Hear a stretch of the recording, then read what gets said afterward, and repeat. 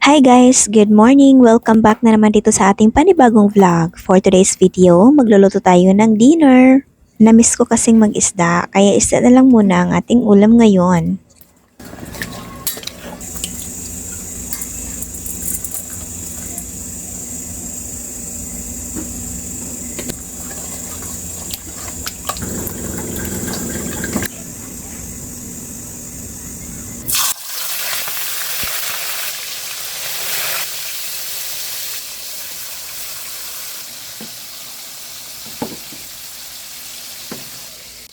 Nagluto na lamang ako ng pork chop para sa mga bata at saka sa asawa ko kasi hindi naman sila kumakain talaga totally ng isda. Ipa-fry ko lang to para madali. Nagmamadali ako eh.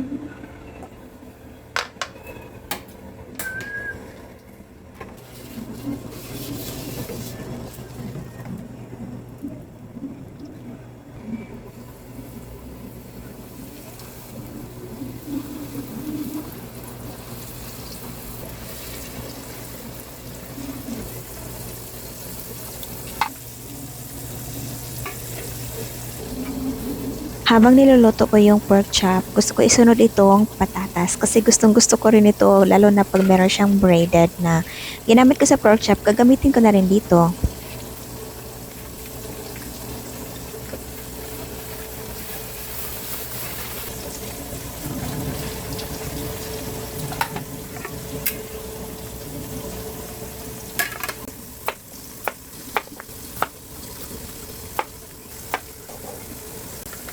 At lalagyan ko na rin siya ng sesame oil kasi gustong gusto ko itong lasa niya. And then of course, masarap naman siya. So nagustuhan din naman ni Habi ng lasa niyan. So every time na nagpiprito ako ng patatas, nilalagyan ko talaga siya ng sesame oil for marinate.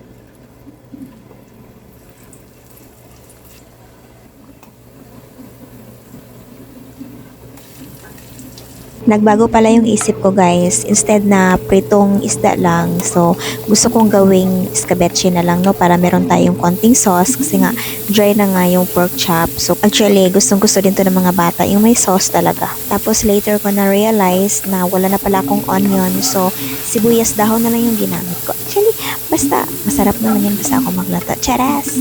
Sweet and sour nga ito no. So nilagyan ko lang siya ng konting carrots at saka toyo, and then of course lalagyan natin yan ng oyster sauce. Ito talagang oyster sauce ko guys, napaka sticky, hindi siya na dumadaloy yun sa lalagyan niya. Ayan, tinanggal ko na lang yung parang ano niya, yung takip niya. O, tsaka konting ketchup para manamis-namis. Actually guys, kapag nag-i-escabeche ako, yung mga ketchup from McDo and Jollibee, iniipon ko talaga yan. Tapos yun ang pinanggagamit ko sa pag nag-i-escabeche ako. Kaya lang naubusan ako eh. So, ketchup na lang ni Habi yung ginamit ko. Ayan, naluto na yung first batch ng ating patatas. Ganito din ba kayo guys? Pinagsasabay nyo kapag nagluluto kayo? Kasi gusto ko multitasker ako eh. Multitasker. Ano daw? Basta gusto ko matapos ng sabay, ganon. Ayun, cornstarch pala yun yung nilagay ko guys para magiging malapot yung sauce niya. And then, kunting suka kasi nga sweet and sour. Dapat sour-sour siya ng konti. Hi! And nilagyan ko na rin ng konting beauty-beauty na may sibuyas dahon para magmukhang ulam talaga siya. Actually, ulam naman talaga siya. Ayan, ihahain na natin. And then, I'm so excited.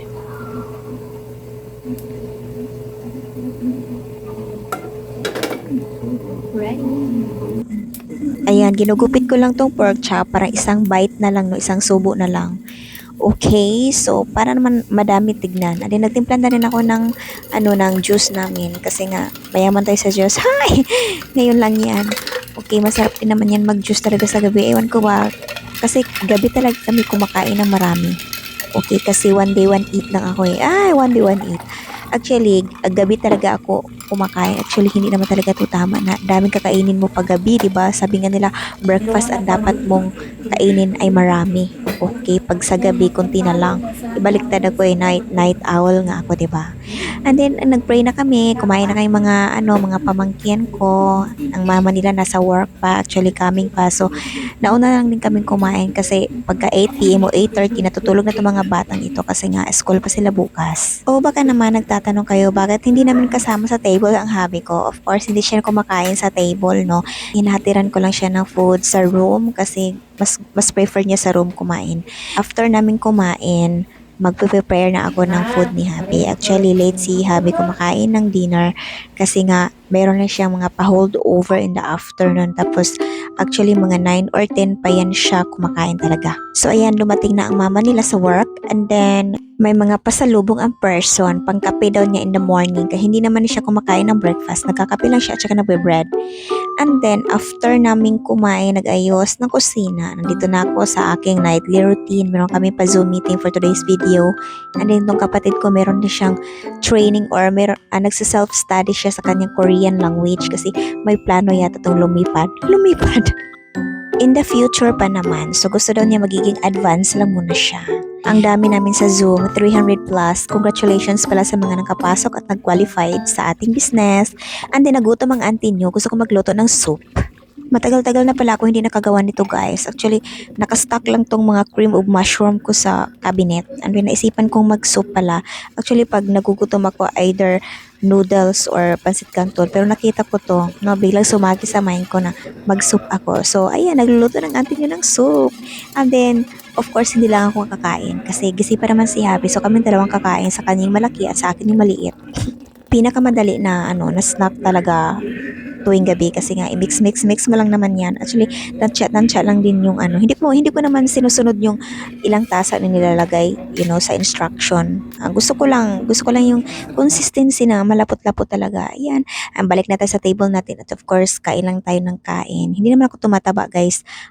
Chubby-chubby. Hay, anong pagkakaiba? At para sa akin, perfect combo ito, no? Skyflakes at saka yung sabaw, 'di ba?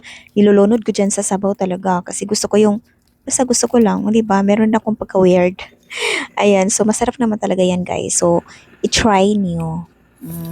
Try it for yourself. Tama ba? Basta kayo na bahala. Wala na akong mag-voice over, guys. Hanggang dito na lang muna, no? Thank you so much for watching my videos. Please like and subscribe. God bless us all. See you on my next one. Bye!